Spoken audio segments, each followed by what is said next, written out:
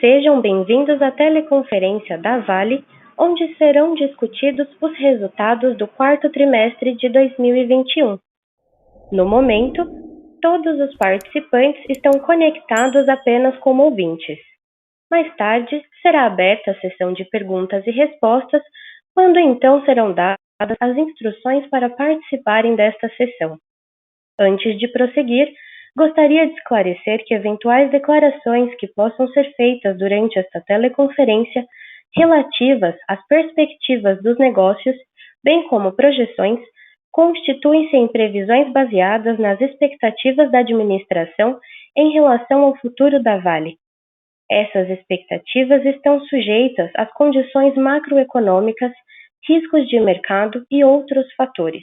Conosco hoje estão Sr. Eduardo de Sales Bartolomeu, presidente, Sr. Gustavo Pimenta, vice-presidente executivo de Finanças e Relações com Investidores, Sr. Marcelo Spinelli, vice-presidente executivo de Ferrosos, e a Sra. Vishni Naidu, vice-presidente executiva de Metais Básicos. Agora, gostaria de passar a palavra ao Sr. Eduardo Bartolomeu. Por favor, pode prosseguir, Sr. Eduardo. Muito obrigado. Bom dia a todos. Espero que vocês estejam bem. Mantendo as pessoas, a segurança e a reparação como prioridades, tivemos um bom desempenho em 2021, nos nossos negócios, em segurança, na reparação de Brumadinho e na nossa agenda de sustentabilidade. Estamos felizes com os nossos avanços e confiantes na entrega de resultados cada vez mais consistentes. Gostaria de começar a nossa conversa reforçando o nosso roadmap para construir uma Vale melhor. Estamos reduzindo os riscos associados às nossas operações e redimensionando nossa companhia, com foco nos negócios-chave, na otimização de custos e no crescimento orgânico. Atualizamos nosso roadmap, levando nossa agenda ESG de de-risking para o re-rating da Vale, pois entendemos que é uma alavanca importante para nos levar às nossas ambições. Seguimos comprometidos em tornar a Vale uma empresa mais segura e confiável, uma referência em criação e compartilhamento de valor.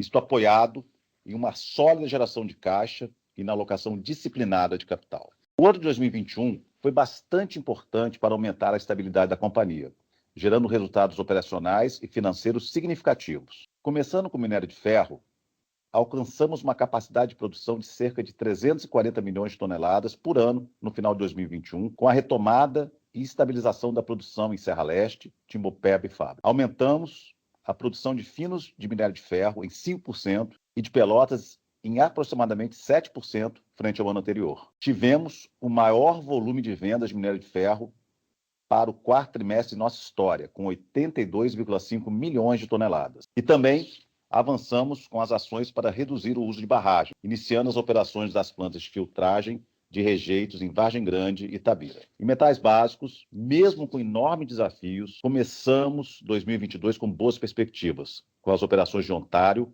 concluindo o ramp-up após a paralisação de Sudbury e com a retomada das atividades na mina de Totem no início desse mês. Queremos tornar a Vale cada vez mais segura. Para isso, nossa transformação cultural continua avançando. Aumentamos a maturidade da implantação do VPS, nosso modelo de gestão, uma boa melhoria na nossa estabilidade operacional. Isso nos ajuda a prevenir acidentes. Fechamos 2021 com a menor taxa de acidentes registráveis da nossa história. Por fim, tivemos progressos significativos na otimização do nosso portfólio e na alocação disciplinada de capital. Vou falar um pouco a mais sobre isso adiante, mas antes, aproveito para atualizar vocês sobre o andamento da reparação de Brumadinho. Fechamos 2021 com desembolsos de 1,3 bilhão de dólares, incluindo o pagamento integral do programa de transferência de renda. Para 2022, prevemos um desembolso de cerca de 1 bilhão de dólares no âmbito do Acordo Global. Avançamos também na reparação dos danos individuais, com acordos de indenização para cerca de 12.800 pessoas, que somam aproximadamente 3 bilhões de reais. Como já dito, jamais esqueceremos Brumadinho.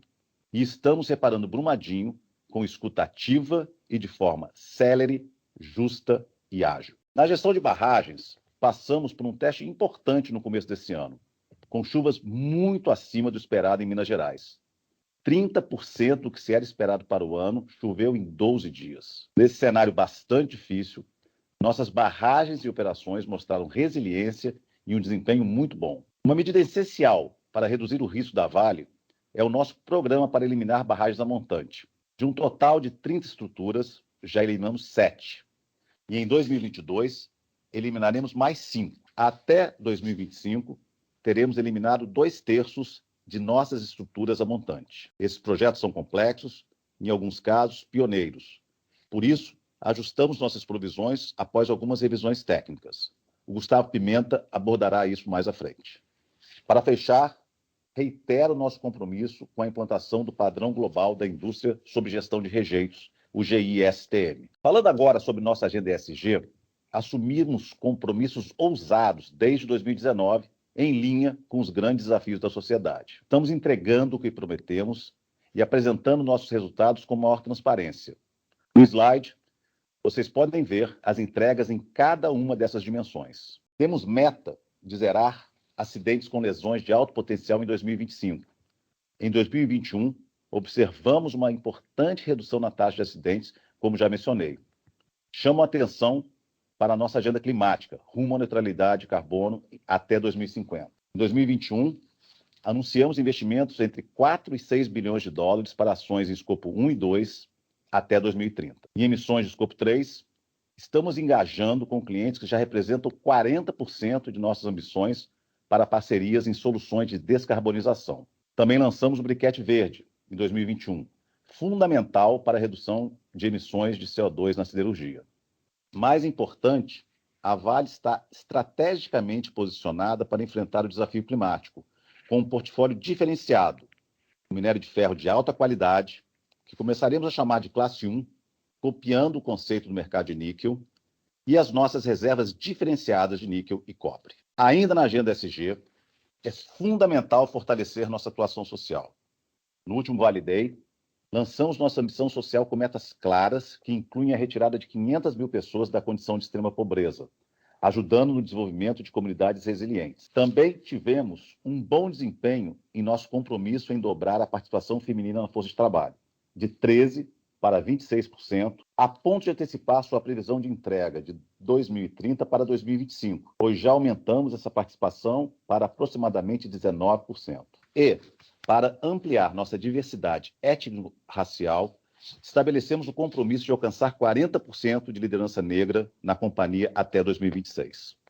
Com isto, estamos buscando um impacto significativo para a sociedade no longo prazo e construindo uma companhia mais diversa e inclusiva. Na otimização do nosso portfólio, tivemos um progresso substancial. Assinamos o acordo vinculante para a venda do negócio de carvão, um fechamento esperado para esse primeiro semestre.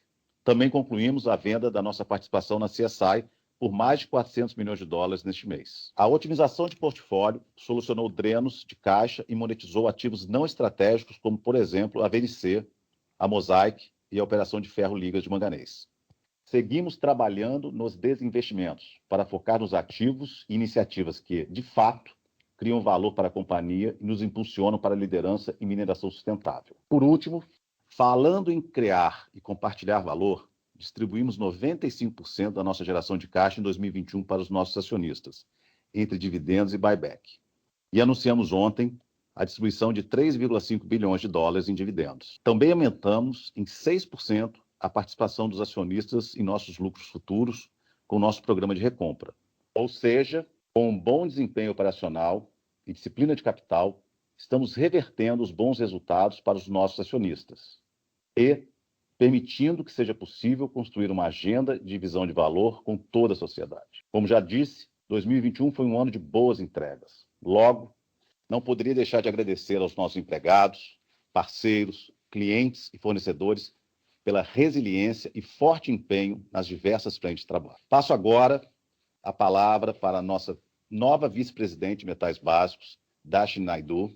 Desejo a ela muito sucesso nesse desafio e agradeço ao Mark Travers pelas contribuições enquanto esteve à frente do negócio. Muito obrigado. Obrigada, Eduardo. Bom dia a todos. É um prazer conversar com vocês hoje como vice-presidente para o negócio de metais básicos. Esse é realmente um momento emocionante para metais básicos. Níquel, cobre e cobalto estão iniciando um renascimento devido à transição global de energia de baixo carbono. O aumento da demanda, juntamente com a falta de oferta, atrairá um interesse significativo por toda a indústria. O crescimento da demanda de níquel está previsto para duplicar na próxima década, impulsionado pela demanda de veículos elétricos. A demanda por níquel classe 1 permanece forte no longo prazo. Nossa demanda de cobre deve aumentar em 1/3 até 2030, beneficiando-se tanto da crescente demanda de veículos elétricos, quanto da transição energética mais ampla. Como sabemos, a geração de energia renovável consome mais cobre do que o fornecimento tradicional de energia. Próximo slide. Temos os ativos certos e uma base de recursos inigualável em jurisdições fortes, com conhecimento técnico para desbloquear a cadeia de valor, para atender a esse crescimento da demanda. Com os fundamentos do mercado classe 1 permanecendo fortes, nossas operações no Atlântico Norte estão muito bem posicionadas para responder e atender à demanda.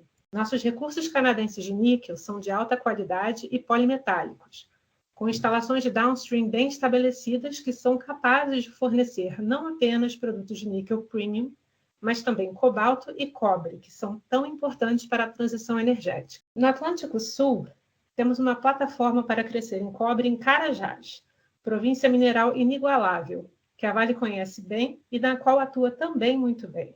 Temos um pipeline de projetos avançados com o alemão, que vai nos permitir crescer em cobre, e a extensão de vida na planta de Sossego, por meio do desenvolvimento das minas do Hub Sul, começando com cristalino. Além disso, avançamos em nossas campanhas de perfuração nos depósitos do Hub Norte e estudos para a potencial expansão da capacidade de Salobo, por meio de uma 4ª linha da planta de processamento. Adicionalmente, estamos estudando a expansão da capacidade de Onça Puma, com a construção do 2º forno. Na Indonésia, temos uma longa história de operação por várias décadas. Em nosso portfólio de projetos, Barra do está avançando bem e estamos próximos de uma decisão final de investimento, que tomaremos no primeiro semestre do ano. Em nosso projeto Pômala, as discussões de parceria estão progredindo bem e esperamos anunciar algo em breve. E continuaremos o desenvolvimento de nosso ativo de classe mundial, Hu'u. Esse projeto é um ativo de primeiro nível, com uma grande base de recursos, superior a 2 bilhões de toneladas, a 0,83% de cobre e 0,48 grama por tonelada de ouro, com um potencial de produção muito alto, possivelmente em torno de 350 mil toneladas de cobre e 220 mil onças de ouro. Esse projeto é um divisor de águas. Próximo slide. Então, nosso foco está claro. Precisamos continuar rumo ao dano zero. Reduzimos nossa taxa TRIFIR em 20% para 0,39 nos últimos 3 anos. Continuaremos a nos concentrar em nossa efetividade de controle como parte de nosso programa HIRA. Seguiremos buscando avançar nosso potencial de recursos e aumentar nossas reservas e recursos para apoiar os planos de substituição e crescimento futuro que temos. Somente em 2021, perfuramos mais de 450 mil metros, mais do que executamos nos últimos 25 anos, e planejamos aumentar isso em mais 20% em 2022 para 450 mil metros. Precisamos entregar o programa de produtividade nas minas do Atlântico Norte para tratar a inflação geológica que estamos vendo. Nossas profundidades de mineração hoje variam entre 1,4 km e mais de 2,5 km de profundidade. E nossas distâncias de deslocamento na última década mais que dobraram em algumas minas. Temos um programa disciplinado para melhorar nossos tempos de ciclo de mineração em todas as minas para aumentar a produtividade. Estamos articulando nossos produtos para o fornecimento a veículos elétricos. Assinamos no ano passado um contrato de longo prazo com o OEM Global para 5% de nosso níquel em pó. E estamos em discussões com vários outros participantes da cadeia de fornecimento de veículos elétricos, aproveitando nossa base de recursos para agregar mais valor ao nosso negócio e à sociedade. Nessa linha, levamos a sério o nosso compromisso com a sociedade, começando pelo avanço em nossa agenda de baixo carbono. Isso incluiu a verificação por terceiros de nosso Nickel in Round, de Long Harbour, que apoia nosso compromisso com a transparência e nossa ambição de ser líder em baixo carbono. É certo que 2021 não foi um bom ano em termos de conformidade planejada, principalmente como resultado da greve de Sudbury, da manutenção de mina e do incêndio da correia transportadora de longa distância em Salobo. Apesar disso, fechamos o quarto trimestre em um tom mais positivo e, portanto, estamos confiantes de que estamos melhor preparados para entregar 2022. As operações de Sudbury concluíram em grande parte o ramp-up após a greve. A mina de Totter retomou as atividades no início desse mês, quando começamos a içar minério. A refinaria de Long Harbor alcançou a melhor produção anual com 38 mil toneladas. A refinaria de Matsuzaki e Onça Puma tiveram um quarto trimestre forte após manutenção significativa. Em cobre, a movimentação da mina de Salobo atingiu uma taxa de execução de 11 a 12 milhões de toneladas no quarto trimestre e, de fato, em dezembro, atingiu cerca de 12 milhões de toneladas. Com isso, aumentamos nossa produção de níquel em quase 60% no quarto trimestre e em 12% nossa produção de cobre. Agora, passo a palavra ao Marcelo, que nos dará detalhes sobre o desempenho em minério de ferro. Bom dia, bom, obrigado. Primeiro, Destiny, um prazer ter você aqui conosco nesse primeiro call. Bom, vocês são acostumados a acompanhar já a nossa tabela aqui, né, do retorno de produção. Minha última atualização sobre esse tema foi no Vale Day, então eu gostaria de colocar aqui algumas informações para ajudá-los neste slide. Primeiramente, né, nós deixamos o ano passado com a capacidade de 340 milhões de toneladas e esperamos adicionar esse ano 30 milhões de toneladas. Mas só relembrá-los que vai acontecer mais ao final do ano com a entrada de Torto, a barragem do Torto e a barragem de Itabiruçu. Segundo ponto para chamar a atenção, né? Durante o ano a gente espera trazer mais qualidade, principalmente com a entrada das filtragens que estão no cronograma, substituindo os produtos de alta sílica, né, convertendo para produtos de alta qualidade. Portanto, menor impacto em volumes ao longo do ano, maior impacto em qualidade. E, por fim, eu quero trazer algumas informações sobre o Sistema Norte. Primeiramente, o S11, a gente está aprendendo cada vez mais a trabalhar com o conhecimento do corpo mineral, endereçando as questões de competência para moer o jaspilito, e a gente ainda tem instalações para fazer dos A-Bone Crushers. Relembrar que temos os projetos de implantação no S11, o mais 10, o mais 20, o próprio gelado, todos eles vão ser muito importantes para a nossa capacidade em 2023. Bom, gostaria de reforçar o nosso guidance de produção para 2022, um range entre 320 milhões de toneladas e 335 milhões de toneladas, a despeito das chuvas fortes aí nesse primeiro Q, acima da média, principalmente pelas perdas que nós tivemos em janeiro. Nós estamos confiantes em compensar ao longo do ano e entregar a produção dentro do guidance. Bom, agora seguindo para o futuro, né, eu queria dividir com vocês algumas informações sobre o nosso Flight to Quality, né, que nós tanto falamos, com exemplos atuais da sua aplicação. Primeiro, eu queria ressaltar sobre a questão da transição energética, né, da descarbonização. A gente sempre fala dos metais de transição, e nós temos no nosso portfólio o níquel e o cobre, mas precisamos considerar pelo menos duas informações que estão aqui nesse slide que são importantes para colocar o aço também nessa lista de metais de transição. Primeiro, né, o aço é fundamental para qualquer infraestrutura que vai ser necessária para a energia de transição. Aqui tem alguns exemplos que vocês estão vendo para a indústria de energia. E segundo, nós temos, já claro, dentro da indústria do supply chain, metal, minério de ferro e aço, uma clareza, com muitos desafios sim, mas uma clareza de qual vai ser a transição na indústria siderúrgica, o que vai dar competitividade para o aço com uma pegada verde, ele vai ser competitivo nas suas aplicações futuras. Para o próximo slide, a gente também comentou isso no Vale Day, que há um senso comum de qual é essa transição da indústria siderúrgica. A gente imagina a redução do uso do alto forno, com o incremento do uso da redução direta, primeiramente usando o gás natural e, em um segundo momento, usando o hidrogênio. Para qualquer uma dessas soluções e rotas, há necessidade do minério de alta qualidade. E aí, seja no primeiro momento para reduzir o consumo de coque, no caso do minério de alta qualidade, ou no segundo momento com a necessidade de pelota de redução direta ou do briquete de redução direta. Sem deixar de mencionar que a oferta de minério de ferro de alta qualidade ela é limitada, o que coloca a Vale numa condição de competitividade extremamente elevada.